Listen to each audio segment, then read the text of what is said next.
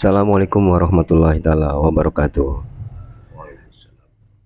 Berjumpa kembali jemaah sekalian dan para pemirsa yang menyaksikan channel YouTube Buya Pasaman Timur dalam makom Majelis Zikir Ma'rifatullah dengan saya Khalifah Sati Haji Muhammad Suhadi Al-Walidin. Di tengah-tengah kita sudah hadir guru mursyid kita Syekh Nur Muhammad Buya Irwan Maulana Al-Khalidi dalam rangkaian acara Mujakarah dalam menimba ilmu, amal dan ibadah. Pada kesempatan kali ini saya akan mengajukan atau ingin membahas mengenai surat Al-Fatihah yang nanti akan kita lihat bagaimana penjabarannya dari guru mursyid kita. Sebenarnya Al-Fatihah itu apa? Assalamualaikum warahmatullahi wabarakatuh ya. Waalaikumsalam warahmatullahi wabarakatuh. Alhamdulillah sehat Bu ya. Insyaallah. Jadi dalam kesempatan kali ini Bu ya, saya ingin mempertanyakan mengenai Al-Fatihah. Karena Fatihah kadang ada di dalam doa, ada di dalam sholat, ada juga di dalam suatu pertemuan ketika seorang ingin mengajak jemaah untuk mengawali sebuah pertemuan. Yang ingin saya pertanyakan, hakikatnya Al-Fatihah itu apa sebenarnya Bu ya? Dan seperti apa penjelasannya? Mohon petunjuknya Bu ya. Insyaallah. Bismillahirrahmanirrahim. Memang sekarang ini apapunlah hajat kita itu dianjurkan Rasulullah, bahkan diwajibkan untuk membaca Al-Fatihah. Persoalannya sekarang yang perlu dikaji, kita mengkhawatirkan Al-Fatihah ini dijadikan syarat untuk membaca doa. Jadi seolah-olah tidak afdol tidak baca Al-Fatihah. Padahal kalau kita tahu bahwasannya Al-Fatihah itu bukanlah surat 7 ayat, tetapi mengandung makna sebagai umul Al-Quran yang mengandung 114 surat. Berarti karomahnya sudah luar biasa. Subhanallah. Tapi apakah sudah paham seorang alim, seorang boleh dikatakan khotib ya, imam, tentang apa sebetulnya Al-Fatihah itu? Nah, kalau di dalam acara haul atau tawasulan, seorang khotib pasti menyebut Al-Fatihah. Tapi Betul. dalam sholat itu tidak boleh. Tidak boleh dikatakan Al-Fatihah, Bismillah, itu enggak boleh. Nah, kembali kepada peninjauan kapasitas ilmu yang membaca tadi. Apakah Al-Fatihah ini masih berpotensi pengetahuan ayat? Ya. Atau sudah qauliyah? Atau sudah bermunajat? Atau sudah bermakrifat? Dan arti Al-Fatihah itu apa? Kenapa dia bisa memikul beban 30 juz? Ini peninjauannya harus matang di sini. Begitu, Khalifah. Lalu mengenai adanya di situ Al-Fatihah kan 7 ayat Bu ya. Betul. Sudah pasti itu ada makna kenapa dia harus 7 ayat. Lalu kaitan Al-Fatihah di sini yang saya maksud kaitannya dengan untuk munajat itu Bu ya. Katakanlah dalam sholat, munajat di dalam sholat.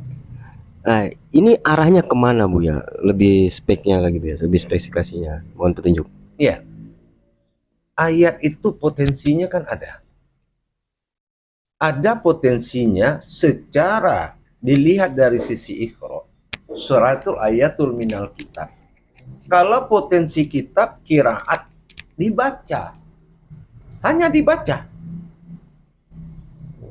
Qiraahnya arti.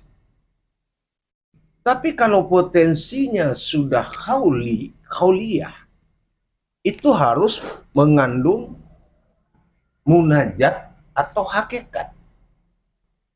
Gitu. Apalagi sudah menjadi munajat, yang mana ada kandungan ma'rifat. Iya. Surat Al-Fatihah ini sering disebut dengan asbabun qauli, asbabun syar'i, dan digelar lagi dengan Rasulullah bilang Al-Fatihah itu dikenal dengan surat digelarkan Sa'ud Matsani, yaitu ayat besar, ayat terkuat, dan tidak ada yang mengalahkan. Termasuk bismillah pun dikurung dalam Al-Fatihah. Ini bukan main-main. Seharusnya sangat sangat merugi seorang mu'alaf, seorang yang alim tidak mengerti memperjalankan Al-Fatihah. Ini sangat merugi. So, di dalam Al-Fatihah itu ya, diawali Bismillahirrahmanirrahim, Alhamdulillahirrabbilalamin, Ar-Rahman, di situ ada Ar-Rahim. Samakah pengertian Ar-Rahman Ar-Rahim di ayat yang kedua ini, ketiga ini, dengan Bismillahirrahmanirrahim? Mohon petunjuk ya Bu ya. Nah, itu salah satu contoh pertanyaan ente tadi. Kalau ini dibaca dari sisi kauliyah surat, Ya. berarti sama dong. Iya, iya. Pasti sama. Dilihat dari sisi harfiah, dia akan sama. Sama. Tapi kalau kita tinjau dari judul, apa itu arti Al-Fatihah?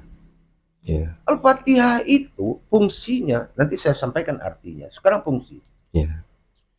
Ini fungsinya itu ada 3. Pertama, illa ruhi, menuju ruh. Yang kedua, illa arwahi, menuju arwah. Ruh ini artinya kehidupan atau orang hidup. Iya. Tidak hanya orang mati, orang hidup, orang syukuran, orang minta nikmat, orang minta selamat.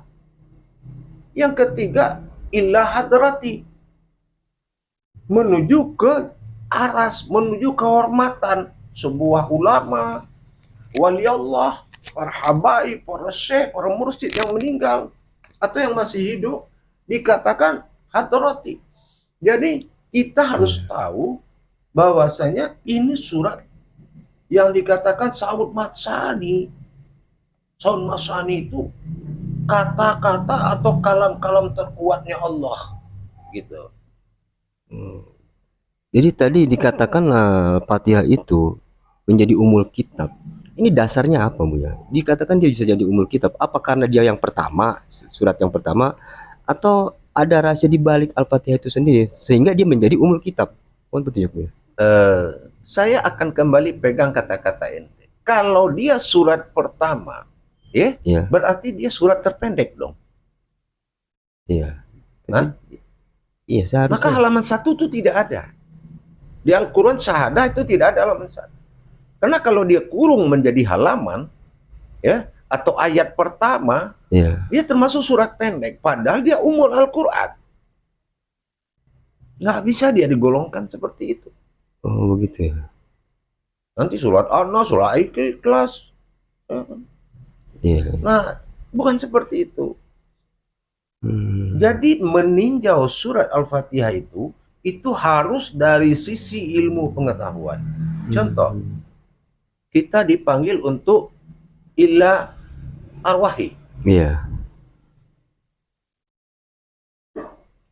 Ini makomnya bagaimana cara menjalankan. Ya itu penting tuh Bu ya. Betul. Iya. Terus kita ada seorang orang minta tolong, diselamatkan kehidupan yang lagi susah segala macam. Iya. Dimunajatkan kepada, berarti ila ruhi. hidup kehidupan seseorang. Iya. Ada yang meninggal, ila arwahi. Iya. Dan ada yang ingin mempersembahkan kepada nabi, rasul-rasul, ila hadrati. Iya. Bagaimana cara menjalankan? Kalau memang ini Al-Fatihah.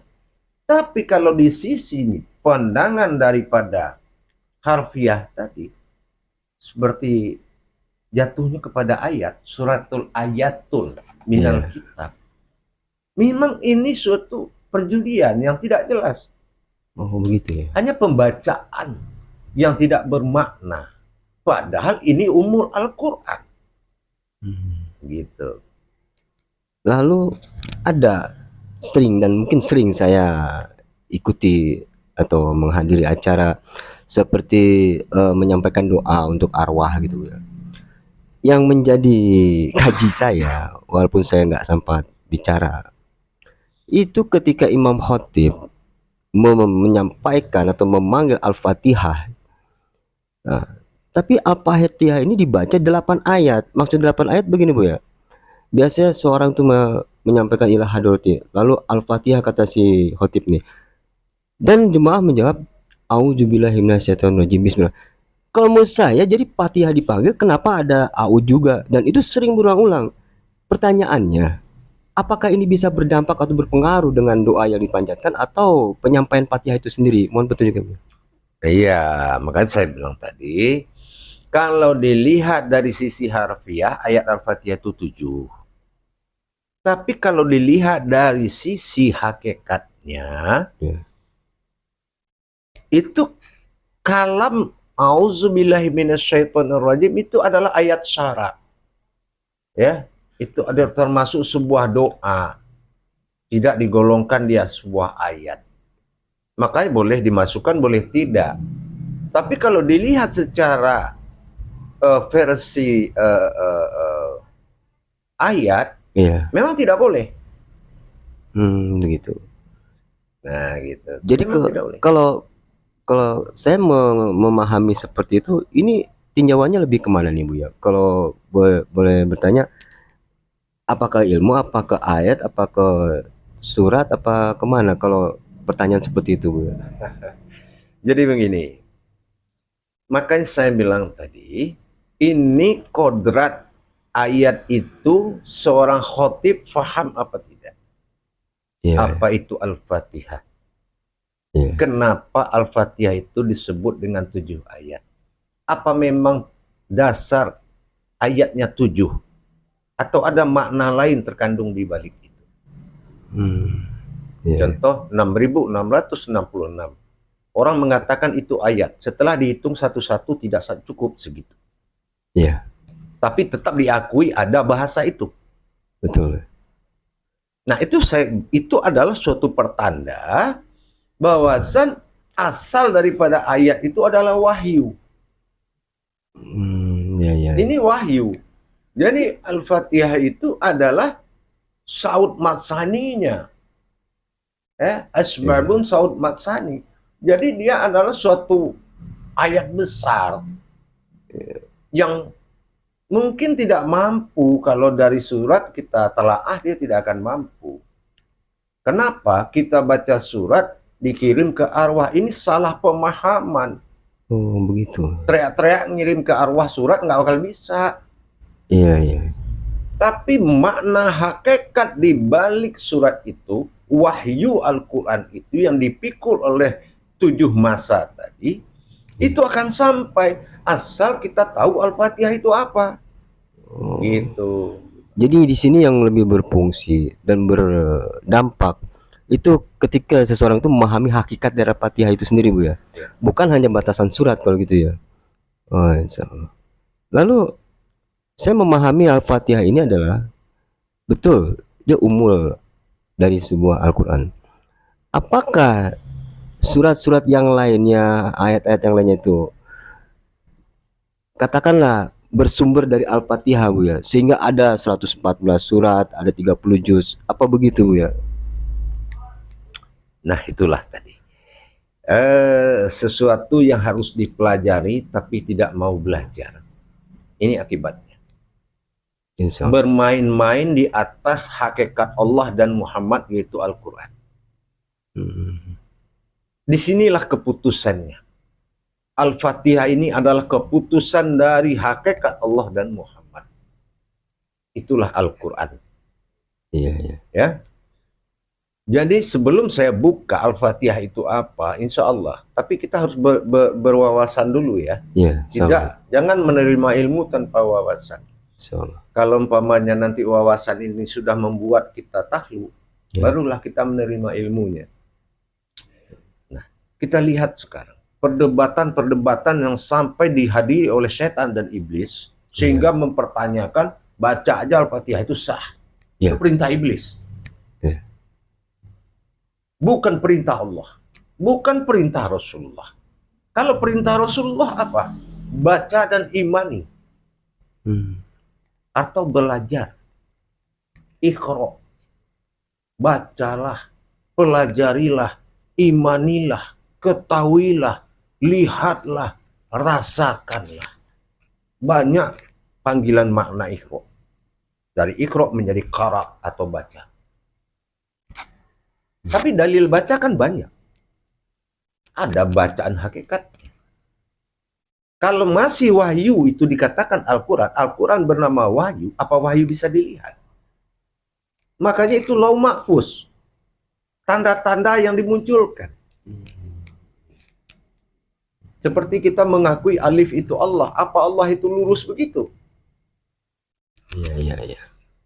Apalagi Al-Fatihah sebagai umul Al-Quran mewakili 114 surat. Apa memang begitu? Berapa nilai karomah? Bagaimana cara menjalankannya? Gitu. Kalau dikatakan sumber dari surat-surat yang lain itu bermula dari Al-Fatihah, saya tertarik karena pernah saya buat semacam mencari kebenaran itu sendiri, Bu ya. Yang dikatakan 666 itu memang betul, saya sudah cek itu tidak ada 6.666 ayat seperti yang umumnya orang katakan.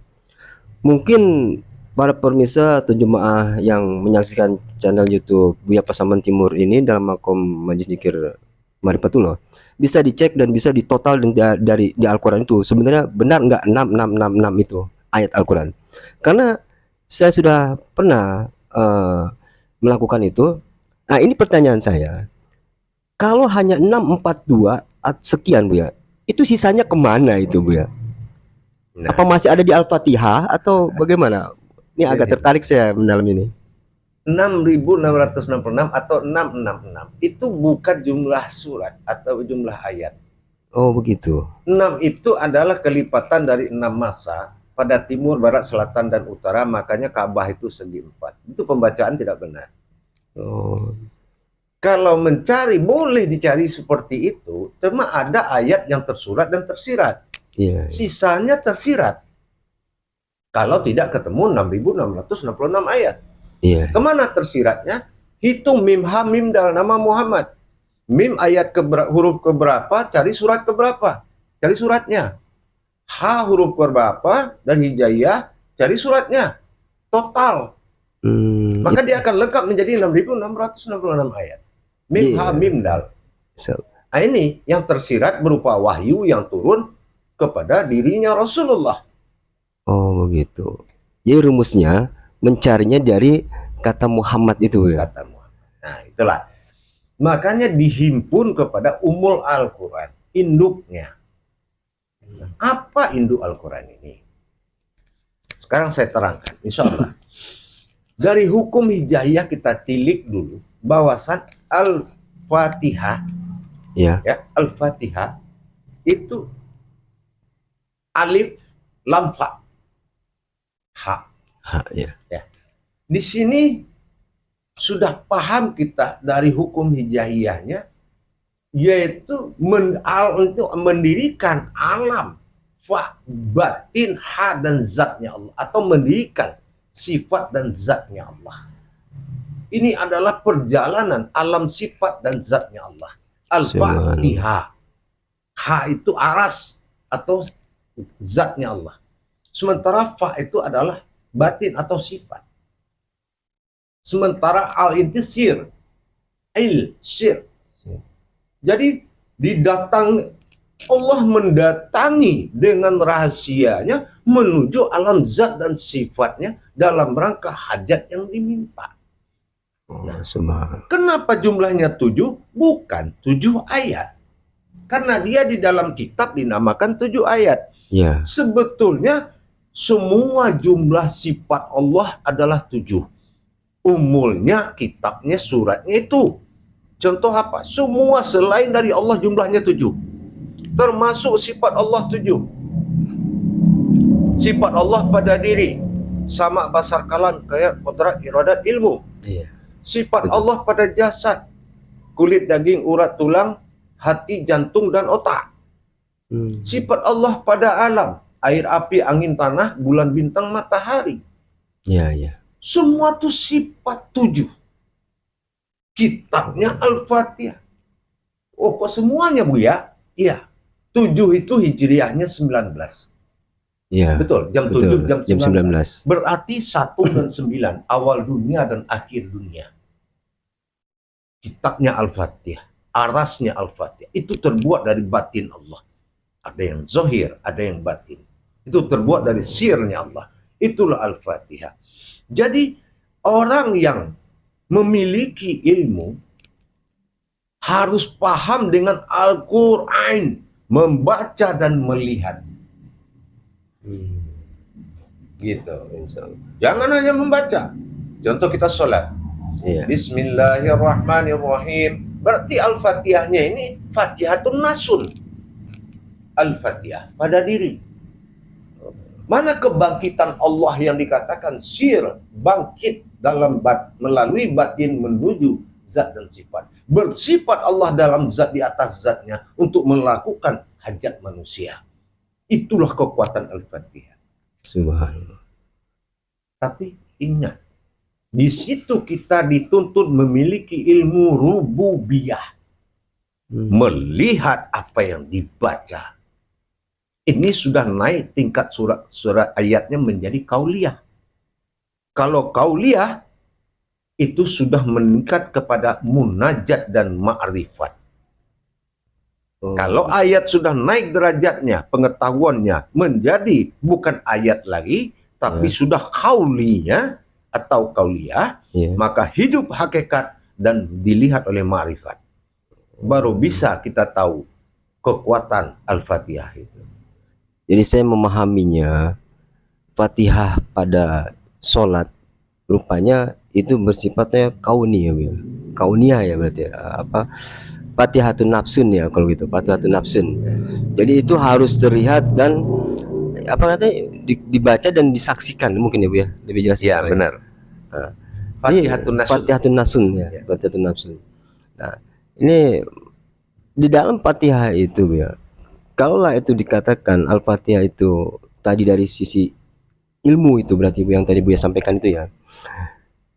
Berarti itu harus nyata pada saat kita membaca dari bismillah sampai ke amin itu kan Bu ya. Nah, ini bagaimana memahami atau bisa menyaksikan yang disaksikan itu Bu ya? Ya. Inilah yang saya bilang tadi. Lihat dulu tingkat ilmil yakin atau bergurunya ke siapa. Karena makom ilmu tidak sembarangan mampir di guru. Oh begitu. Lihat dulu potensi guru. Insyaallah. Guru yang bisa mengajarkan harkat dan akad Al-Quran itu kalau gurunya sudah mondar-mandir keluar ayat. Bukan mondar-mandir baca ayat. Insyaallah. Ya. Iya. Subhanallah. Rupanya luar biasa sekali pemahaman Al-Fatihah ini Bu ya. Dari jelas sudah mengapa Al-Fatihah itu dijadikan atau dikatakan ummul kitab atau induk dari Al-Quran sendiri. Karena di sini pun ada yang tersurat dan tersirat. Lalu kalau Al-Fatihah ini dari Al-Quran, ada di dalam surat Al-Ankabut Bu ya, mengatakan bahwasannya atau sebenarnya Al-Quran itu adalah ayat yang bergerak di dalam diri manusia atau orang yang beriman. Itu kalau tidak salah di ayat 49. Ini kaitannya, apakah ini yang dikatakan yang tersiratnya, Bu? Atau bagaimana, Bu? Mohon penjelasannya. Ya, seperti saya bilang tadi. Kalau dia berupa asal usul ayat ini dari wahyu, apa ada mungkin ente berpikir wahyu itu di pohon, Enggak, di batu, enggak mungkin. di tongkat? Enggak mungkin. Enggak. Wa fi anfusikum afala tubsirun. Ada di dalam diri manusia itu sendiri. Ya, Kenapa dia tidak berpikir? ya, Nah, terjadi sifat ayat bernama kauliyah tadi, ya, suratul ayatul minal kitab, menjadi sebuah pertanda yang dinyatakan atau lauh mahfuz, jasad pendampingnya. Jasad itu adalah Alkitab. Tapi bukan suratul ayatul kitab, tapi Yang- suratul ayatul kitab minan nas. Oh, ke sana. Kitabnya manusia. Oh, ya, ya. Makanya awal bismillah. Dimulai dengan bismillah. Ya.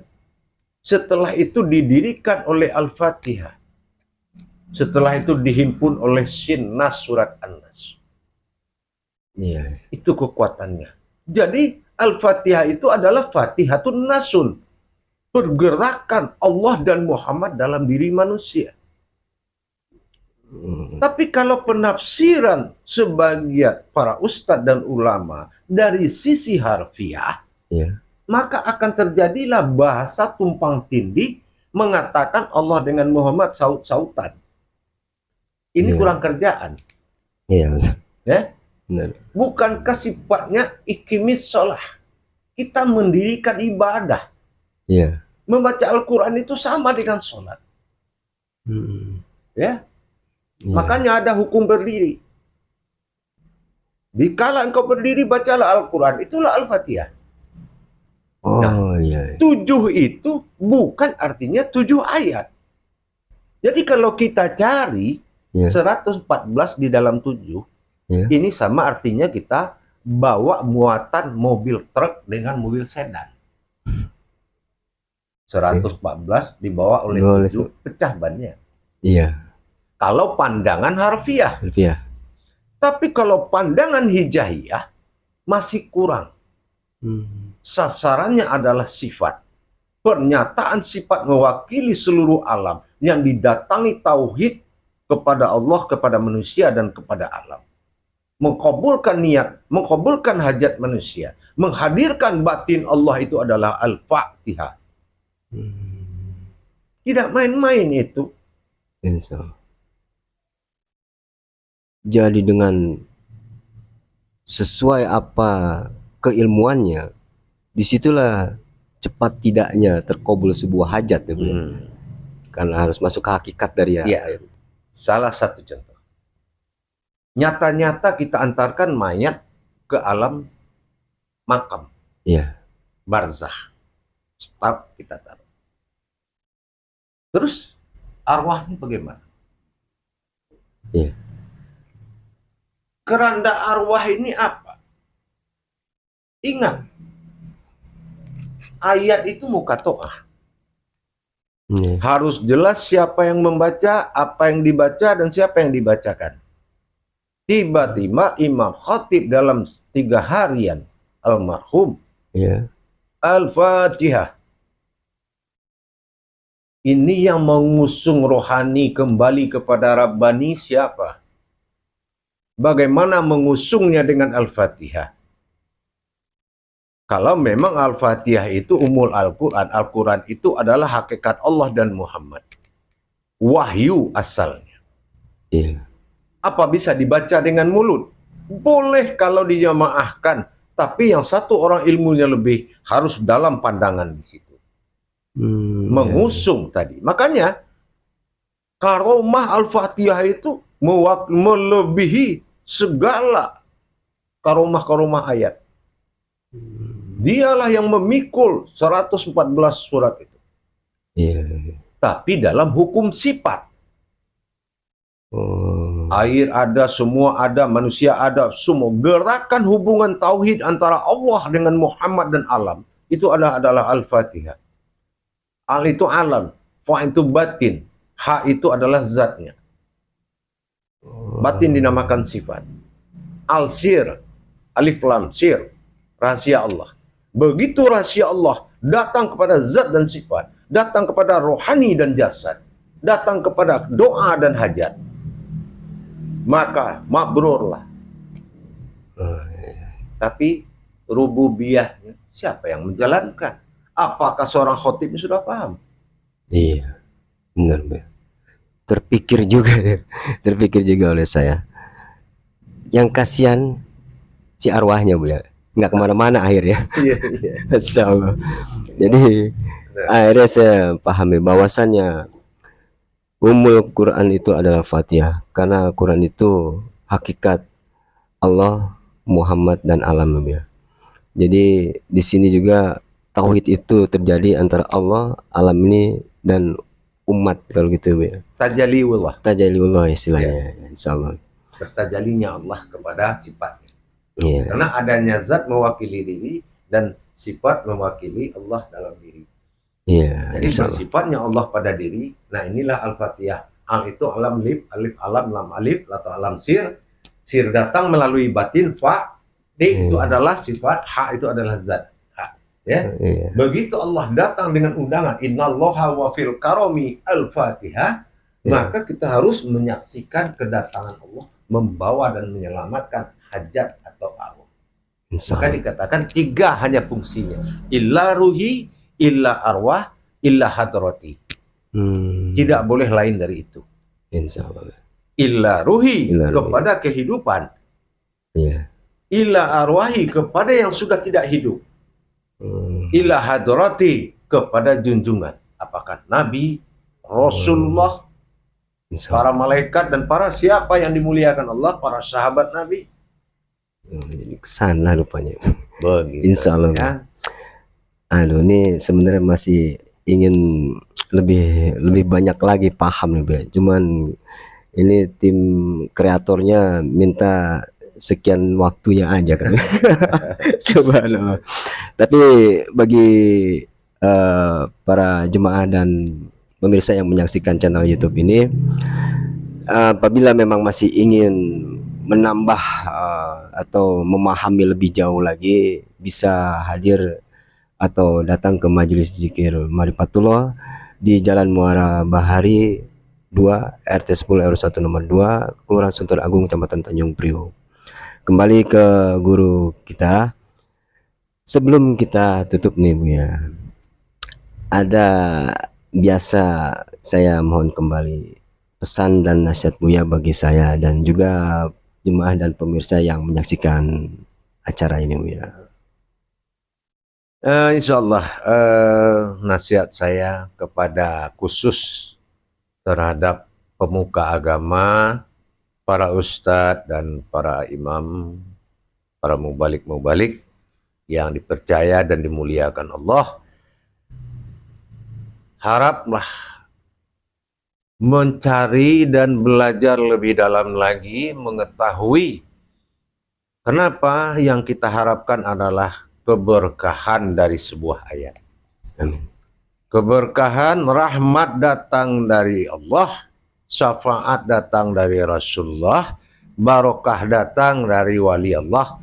Nah, terutama para ustadz, para imam, para kiai, semua belajarlah mencapai rububiyah, mendalami hakikat ayat, dan menyaksikan apa yang dibaca.